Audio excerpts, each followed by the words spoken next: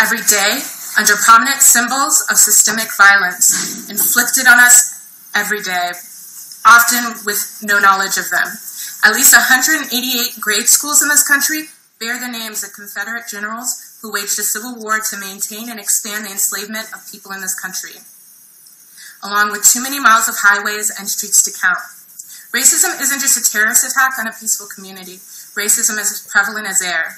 We are breathing it in without even knowing it. Today we saw it all too clearly. We can't go to sleep tonight and pretend that this won't happen again. At Color of Change, we call emphatically on the removal of all these symbols of hate and bigotry in our communities across the country. Now is the time for local and state governments to send a clear message. Hate has no place in our community. We call on the media to stop providing cover for these factions and dressing them up as something other than what they are with terms like alt-right.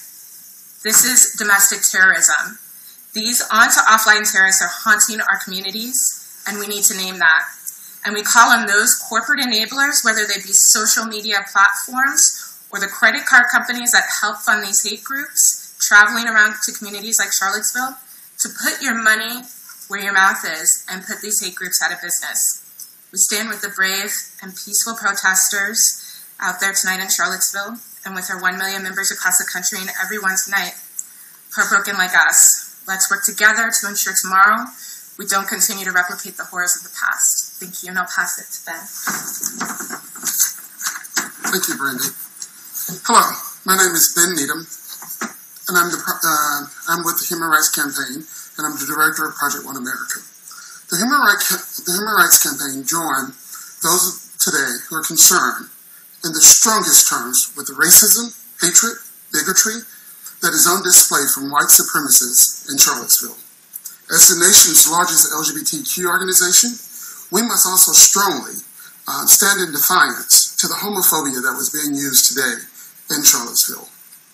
It is clear that all of our fights against racism, homophobia, transphobia, xenophobia, Islamophobia are linked hand in hand because we have a common oppressor.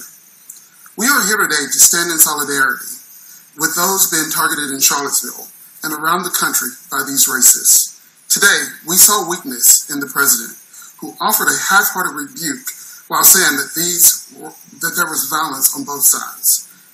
There was no two sides. Donald Trump's refusal to clearly condemn white supremacists, white nationalists, neo-Nazis, and the so-called alt-right is a failure of leadership and once again proved him unfit to serve. Finally, we know that there was loss in Charlottesville today, and many more were injured when the car plowed through a crowd of counter-protesters. We want to send a clear and our sincerest condolences to those affected by this horrifying violence, and to all of those around the country and surely around the world who are struggling with having to bear witness to these violence acts in Virginia today. Thank you. And next I'm going to turn it over to Jonathan from Bend the Arc Action.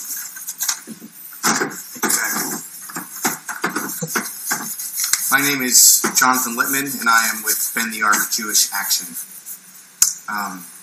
We are saddened, we are sickened by the tragic events in Charlottesville today. Our sympathies go out to the families of those who were injured and killed.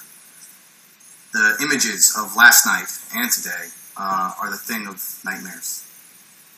And they are the inevitable result of the bigotry and hatred that Donald Trump has been championing since he began his campaign. This is what it looks like for the President of the United States to support white nationalism. He has brought in white nationalists like Steve Bannon, Sebastian Gorka, and Stephen Miller to serve at the highest levels of his administration. He has openly called for violence at his rallies. He's encouraged police to rough up criminal suspects, and he has claimed that immigrants were subhuman. Today, addressing the situation in Charlottesville, he chose not to explicitly condemn the white nationalists and neo-Nazis who rallied there, an unthinkable omission from any previous president. This is the country that President Trump is trying to create. American Jews recognize this pattern. We recognize this escalation.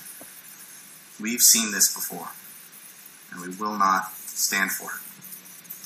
The president must fire the white nationalists in his administration. He must renounce his support for interpersonal violence. He must condemn the alt-right white supremacist movement. Thank you. Thank you all for watching with us today. Thank you to HRC, to Color of Change, to Bend the Arc Jewish Action, and to Muslim advocates. Our hearts go out to the